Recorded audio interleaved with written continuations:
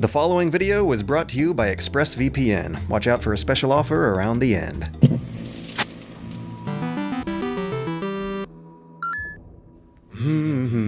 I see players. Down one.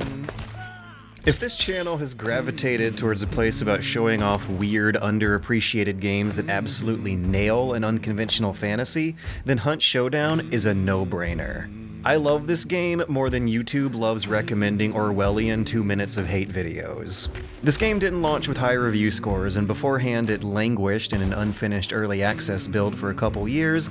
Publicity and marketing have not been good to it, so I'm glad that I made my first impressions during this current level of polish it's at right now.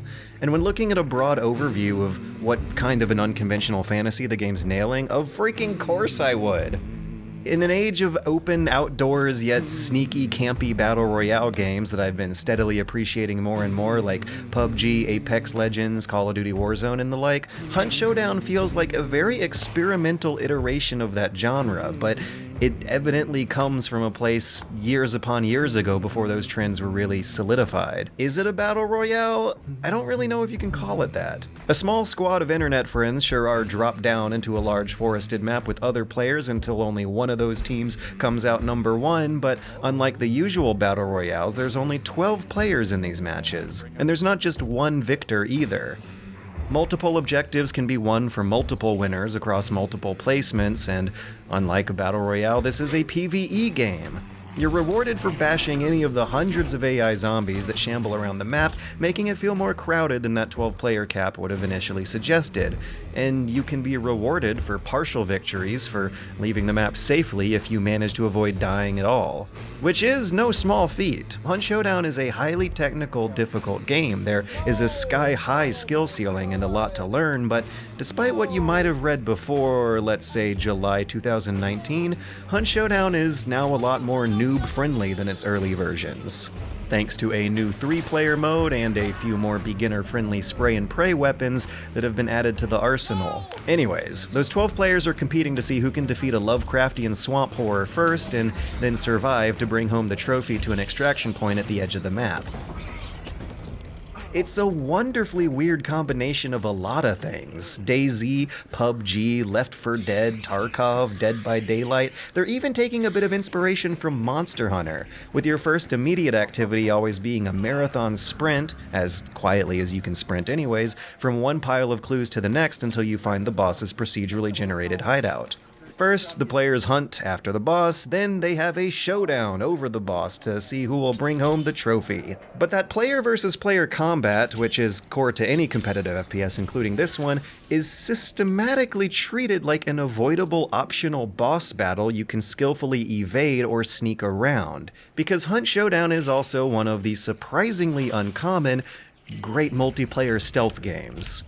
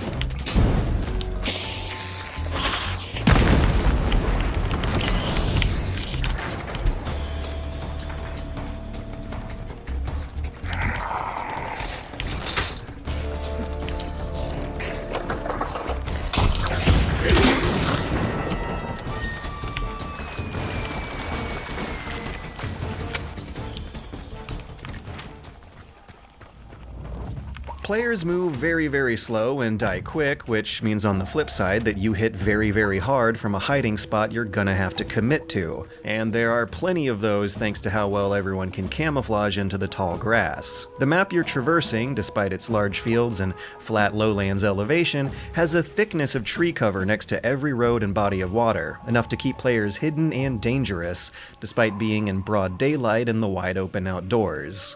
So you'll probably hear the other players before you see them, because Hunt Showdown also has a very amplified and exaggerated sound design, some of the most helpful audio cues you'll ever exploit against real human players.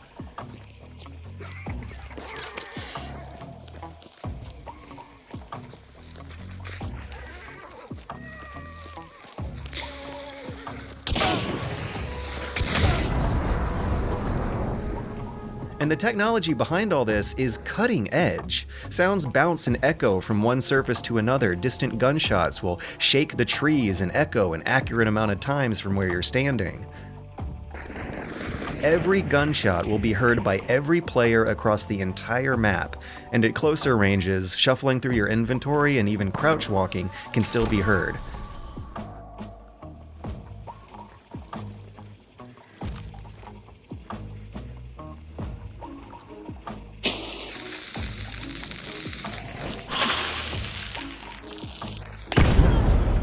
So when you're huffing and puffing and rustling your clothes around for sprinting, you are drowning out other distant noises that could give you an edge.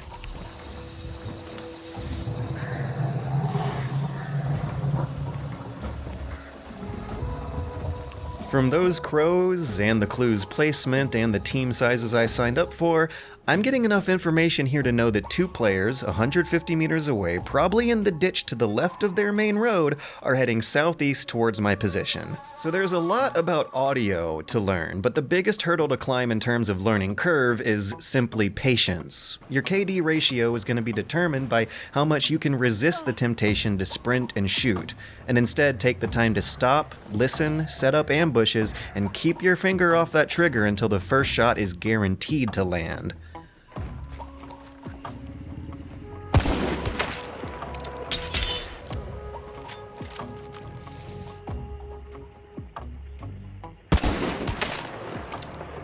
And during those decisive entire minutes of a tense standoff, the danger that those one-shot long-distance sniper duels presents, mixed up with the procedural chaos of all the AIs and sound traps hidden around, gets your heart rate pumping like nothing else. It gets your brain racing through the hundreds of tactical options available, and also the predictions of what you expect other players to do with that. After the first 10 minutes of these half-hour or longer matches, your ears, your mind, and your fingers are all beautifully, intelligently engaged. It does actually feel like there really are hundreds of possibilities to think through once things start popping off. Do you hide indoors, waiting to ambush with one shot from a shotgun? Or hide out in the woods, waiting to take your one shot with a hidden sniper rifle? Or do you stomp around and go loud and use a bunch of dramatic shots to provoke infighting among the other players and lure everyone out of cover? Or you can stay 2 farms down the road from the action, setting up traps and luring monsters into choke points for an eventual escape route that'll turn the other player's extraction into a labyrinth of unexpected surprises. Multiply all those default tactics available to you by 8 item slots for gadgets and heals, multiply those by however many friends you're playing with, multiply that by however many cues the enemy teams are giving you to react to, and that's why it feels like there's hundreds of choices, hundreds of possibilities that can unfold over each match. A lot of what I loved so much about Rainbow Six Siege, about the big brain mind games of competitive Counter-Strike that Siege manages to boil up to lower levels of casual play, is happening here too. No more than 10 hours in, and I'm already moving with the sense of geometry in my mind, crisscrossing imaginary sight lines coming out of personified buildings and bushes to make sure my route does not cross any of those. So long as I keep these tree leaves between myself and the tower windows, I should be able to safely slice the pie of these enemy angles on my way inside. And stuff like this is why 12 players doesn't feel like such a small number in this game, because the tension is always there when you're walking past any house. Noises and AI behavior cues you into whether or not an enemy player has already been there, and this is how a lot of these quick, unseen, one-shot deaths from enemies you'll never see gradually start to feel fair and balanced and even deserved. You'll develop an instinct for what hiding spots the other players are probably using based on what you'd want to be using yourself. You may never see many of the players who'll headshot you, but you will probably at least see their hiding spot and probably mention to yourself, "Oh, I got a bad feeling about this," a few seconds before it actually happens. It's not necessarily the one player in that house you want to hide from, it's the whole house in general. All of its windows and doors and even the slot between the wood count as enemy player eyeballs looking at you from in there. That's the real danger. The AI boss monsters are a distraction and the AI common enemies are merely pests. They're very smartly designed to account for how prepared you are to deal with them. Go slowly with the full stamina meter and they're more dangerous for the sound they make or them exposing you from your hiding spot than they are as real damage dealers.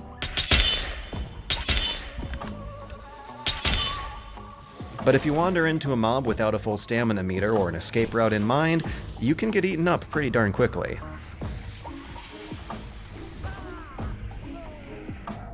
So combine all of the above, and what does a match of Hunt Showdown feel like? Why am I gravitating so hard towards this experience and the fantasy it gamifies? Every match feels like its own little Operation Snake Eater, a cross-country hike of outdoorsmanship survival. It reminds me of when I was a kid in Air Force camp and they made us crawl through the woods for 2 hours at night while sneaking up on us to make sneaking past enemy lines sound real cool for children. Whatever you do, don't light a cigarette. A good sniper can see a hot cherry for miles. Brock, I don't smoke. Good, now's a lousy time to start. The fantasy is in its admittedly cumbersome name. The gameplay fully captures the creeping long-distance thrills of hunting the most dangerous game and of tracking other players across long distances. And then the tension of the resulting showdown is fully explored as well, but my love for this game goes farther than on a mechanical level, because Hunt Showdown is also a historical period piece. Which is another aspect of this game that is intelligently designed. It's not just a period piece for the novelty of it, but because of what this era in history can add to the gameplay. Hunt Showdown takes place 130 years ago in 1890s rural Louisiana, and the environmental art beautifully captures a snapshot in history of this place transitioning from an agrarian to an industrialized infrastructure. You'll see wagon workshops and horse stables existing side by side next to trains and tractors, but these roads are clearly not designed for the automobile. If this map had parking lots and paved roads, there'd probably be less vegetation to hide inside. If these buildings weren't made with rickety handmade construction, you'd probably not have so many sneaky sightlines and peepholes between these imperfect, warped slots of wood. A lot of the audio cues and interactables, like creaking floorboards with no insulation or explosive oil lanterns, hell, fire hazards are everywhere, all of that would feel out of place if this was happening in a slightly more modern time. But in a slightly more archaic time, you'd miss out on this kind of gunplay. The finality that the historical setting adds to the gunplay is very compelling and addicting. Snappy, satisfying, difficult, and engaging gunplay is executed with all the bombastic sound design that the environmental cues are also built to show off. There's no bullet drop, which is pretty surprising considering how long distance a lot of fights will be, but there is still a ballistic simulation going on for every shot from a selection of loud, smoky cowboy weapons that, despite all being a tube that shoots a piece of metal in the direction of bad guys, all have their uniquely different engagement distances and situational uses and unique reloading animations. Really, really satisfying gunshot and reload animations. This gunplay feels real good, it sounds especially good, and since the showdown is just the last 20% of a match, it really punctuates everything that's at stake during that final stretch. The weapon unlocks show off more of the game's multicultural origins. Though there's this great affinity for the American South and its lore and art, the late-game weapon unlocks have you purchasing a lot of iconic German World War I era firearms that may be a couple decades anachronistically too early for the 1890s. But before you reach the high-tech prototypes of Lugers and K98s, you'll be playing with the slower, smokier American cowboy weapons that punish and reward each and every shot depending on whether or not they land at all, evoking an era where automatic gunfire hasn't really been formalized yet, and bayonet charges are still a valid tactic. These guns typically fire so slow that for a lot of indoor fights, you might actually be better off with a melee weapon, because close-range gunfights absolutely devolve into a bunny-hop death-matching dance, but no less intelligent though because of how many mind games can be employed once you've lured the enemy into view and thus vulnerability. Knowing when to push and when to retreat and what kind of situations your loadout is advantaged for influence every twitchy shootout with a heavy dose of preemptive strategy. So there's so much to love about this game. Even the aesthetic stuff, the stuff that you wouldn't even think about for competitive multiplayer FPSing, even the menu music, which is comprised in-house by the Crytek developers themselves, by the way, punctuates the waiting times between matches with this thumpy, bass-heavy, distorted melodic blues that somehow sounds appropriate for the 1890s South, but still damn cool to our modern ears today. The character design is a masterclass of how to make visually appealing historical characters, with its diverse selection of costume partiers who are somehow able to make historic bowler hats, button jackets, and suspenders look damn cool in 2020. When you look down, you see a cape bobbing up and down with every step, you hear spurs clink and clank, and you just feel rad. And even the visual appeal of these characters, whether or not they look as cool as they do, is a kinda sort of a gameplay mechanic too. It's plugged into maybe one of the only progression metagame systems I've ever actually given a damn about, because there's a lot of short-term buying and selling that goes on between rounds of Hunt Showdown. I want to compare this game's progression system to something of a longer-term Counter-Strike economy, where wins and losses determine how fancy the equipment is that you'll bring into the next round, with your longer-term playtime unlocking more and more items to be available for purchase at all. But through some shuffling systems and the virtue of picking them off the ground from higher-level players, there are still plenty of opportunities to play with high-level weapons as a early player. But more expensive characters farther down the tree are going to be wearing darker, earthier, more camouflaged colors, and also damn cool looking designs. But no matter where you are on the progression curve or the skill curve, one wrong move in-game is enough to have your camouflaged cloak die for however long it takes for you to win a round or two as a white shirt to buy a replacement. So the character designs are cool as hell and somehow functional on a mechanical level, the menu art is fun as hell, and the music is catchy as hell, and the environmental art gives me this weird sense of nostalgia that reminds me of playing in the woods as a kid. I've always lived around Atlanta, Georgia, but a lot of long-distance family trips will land me into these very distinct-looking swamps that Crytek absolutely nailed the look and feel of. They apparently know the kind of white-hot oppressiveness that these miserable humid summers should look like as a feeling on your skin. So it surprises me that this fascination with what is a kind of niche American experience is coming out of a German studio. So I reached out to one of the narrative designers on Discord, Nicolette Hawthorne, and as it turns out, this game has been such a long-running project in Crytek's development hell that the idea was originally conceived in their now long-dead Austin, Texas studio. There's a respectable handful of games, mostly zombie horror games for actually kind of appropriate reasons, that relish in the dark, gory aesthetics of the American South, of these mossy canopies and messy forest floors and creepy cemeteries. But Hunt Showdown seems to have an uncanny understanding of just how different the woods really do look once you get closer to the Gulf Coast. Just like how there's almost always a barbed wire fence by the road in Texas, there's almost always a ditch of muddy water by the road in Louisiana. A very, very lush tree line that grows next to nearly every country road in the coastal South. And once you walk past that tree line, though, things open up into these beautiful little glades of shaded space that are just wide enough to pitch a comfy tent site in real life, but in the game, you have like sensible little mid-range gun battles in those glades instead. Crytek somehow made this stuff look like a real forest, not an oversized MMO video game forest, without compromising on smart spatial design for the engagement distances and stealth gameplay that Crytek wants you to use that forest for. A new console generation is coming up, so I guess it's time to throw around the next-gen terminology. Because whatever level of photorealistic lighting, texture, and geography I'm looking at here definitely feels like a notch above what I'm used to. I can't rightly remember a game that got so eager with the interior poly count to the point where you can look through the gaps of individual floorboards. This is the Crysis engine, employing a gorgeous dynamic lighting system that is just pure eye candy whenever anyone lights up a flare at night. And that eye candy, the glare, the bump mapping, and the shadows a flare creates, ends up getting utilized for gameplay purposes too.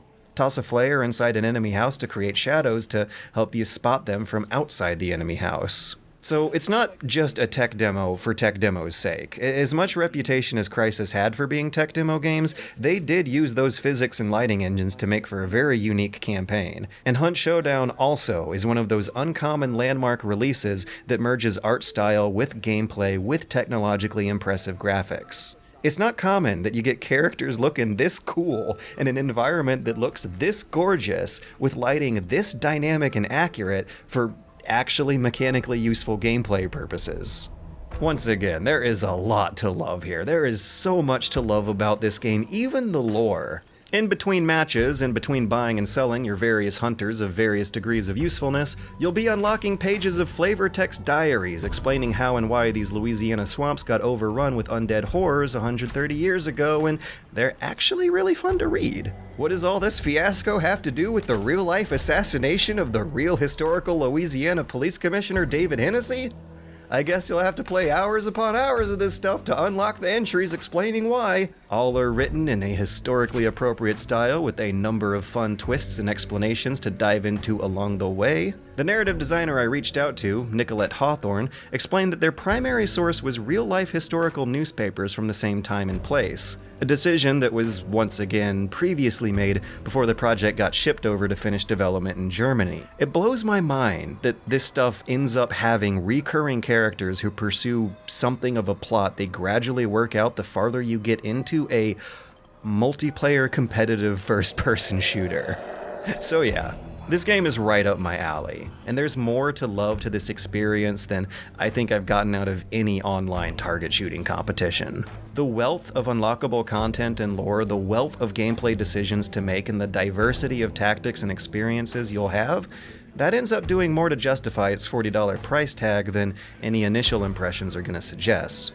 Which is why I want to bring up the uneasy argument of there being not a lot of content, which I don't know if I'm ready to agree with. There's only 2 maps, but both of them are huge and play very, very differently depending on the time of day and your angle of approach. There's only 3 of those AI bosses, but once again, you kinda gotta multiply their utility against the other variables at play to really convey how much playtime you're gonna get out of that combination of the 3 of them.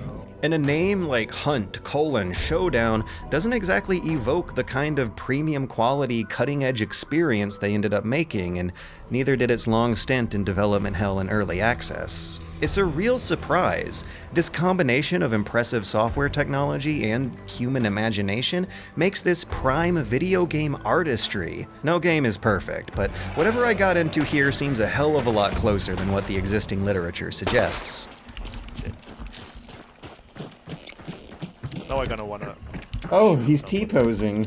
Hello. While admitting that this is one hell of a George game that's not for everyone, it's just insanely specialized to my tastes, the biggest complaint I have, the one thing that I feel doesn't evoke its fantasy in a smart way, is the utility of its menus. As good as they look, the amount of time and clicks that it takes to kit up a new hunter's loadout, how much of these tabs within tabs play up a kind of permadeath idea to it all, is really at odds with how disposable your life is once you're in-game, and how replaceable these hunters become outside of that game. I mentioned the Counter-Strike equipment buying economy progression system earlier because much of what this game is trying to do is to get you to play with a sense of self-preservation and survive and leave a match instead of kill yourself trying to take on the other players.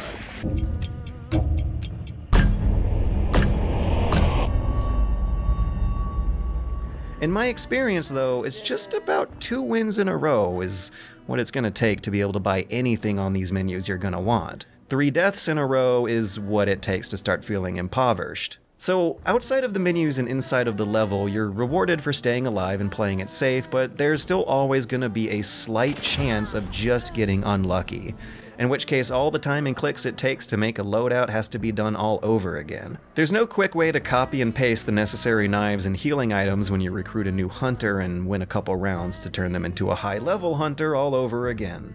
Permadeath, I don't think is the right word. Your characters and their loadouts are more disposable and more replaceable than the systems in the menus seem to want to believe.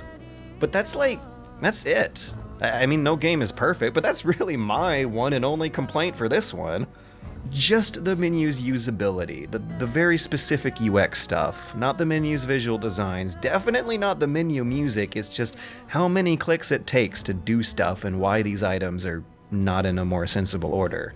I feel like if that's my worst complaint for a game that's kind of been flying under the radar this whole time while still latching onto some popular trends going on these days, shows that this thing is being massively underappreciated. So if you're a fan of stealth games and sniper duels, of fooling real players as if they're stealth game guards, of single-click, one-shot gunplay where outdancing your opponent is just as important as actually aiming at them, you gotta give this a try. Ooh. This video was brought to you by ExpressVPN. In case you don't know, VPNs route your internet traffic through encrypted proxies, guaranteeing your privacy from hackers and also letting you bypass restrictions imposed by government or commercial region-locking policies. In my case, I've used them to track down more legit ways to watch the rotating selection of normie TV comedies that keep getting removed from US Netflix like clockwork. Community was only on Canadian Netflix earlier this year, and now Rick and Morty is only on UK Netflix. And for more serious research, you can look at what the internet looks like in foreign countries. Seeing what Google's autocomplete brings you to what kind of foreign language forums can actually quite effectively answer that question of why a German game development studio suddenly loves rural, historical Louisiana so much. So follow the link in the description for 3 free months, expressvpn.com/superbunnyhop. Thanks again to ExpressVPN, thanks again for watching, and maybe soon we'll go hunting together.